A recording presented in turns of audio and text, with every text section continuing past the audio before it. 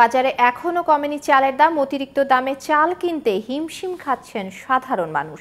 এদিকে পহেলা নভেম্বর থেকে চাল আমদানিতে শুল্ক প্রত্যাহার করে নিয়েছে সরকার। তারপরও কেন কমছে না চালের দাম জানতে চাইলে ব্যবসায়ীরা বলেন নানা কথা। ক্রেতারা বলছেন ব্যবসায়ীদের দৌরাত্ম্য বন্ধে কঠোর ব্যবস্থা নেয়ার কোনো বিকল্প নেই। সারাস মাহমুদের রিপোর্ট।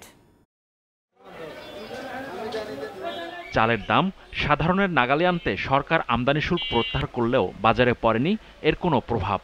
এখনো সাধারণ মানুষকে মোটা চালও কিনতে হচ্ছে অনেক বেশি দামে। বাংলাদেশের মানুষের প্রধান খাবার ভাত। চালের দাম বেশি হওয়ায় সব শ্রেণীর মানুষের ওপরই পড়েছে এর প্রভাব। খেটে খাওয়া শ্রমজীবী মানুষের কষ্ট আরও বেশি। এর দাম আর একটু বেশি, প্রতি কেজিতে 2-3 টাকা 5 টাকা 10 টাকা বেশি। মনে করেন যে যারা গরিব মানুষ তাদের কিনে খাওয়ার জন্য অনেক টাফ হয়ে যায়, বুঝছেন? তো সেক্ষেত্রে একটু আমাদের জন্য একটু বেশিই টাফ। এখানে সব জিনিসের দাম বেশি, নিয়ন্ত্রণে কেউ নাই, নিয়ন্ত্রণ করার দেখার কোনো লোকে নাই। এখানে সরকারের দায়িত্ব এটা কমানো।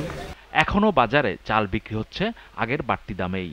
তবে আমদানি করা চাল ও নতুন চাল বাজারে আসলে দাম কমবে বলে জানান ব্যবসায়ীরা। ব্যাটটা প্রত্যাহার বলে ঘোষণা দিয়েছে, যখন চাল ঢুকবে ইনশাল্লাহ।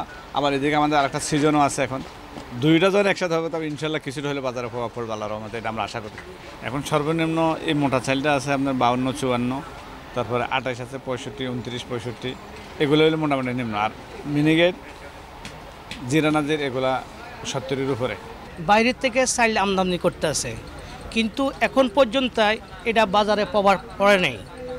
বাবুবাজার বলেন, আপনার কুষ্টিয়া বলেন, বড় বড় মিলগুলা ওরা চাউলের দাম কমাইতেছে না, ওরা চাউলটা মজুত রেখে আমাদের থেকে দাম নিয়ে যাইতেছে। এতে আমরা এবং সাধারণ পাবলিক ক্ষতিগ্রস্ত হইতেছে।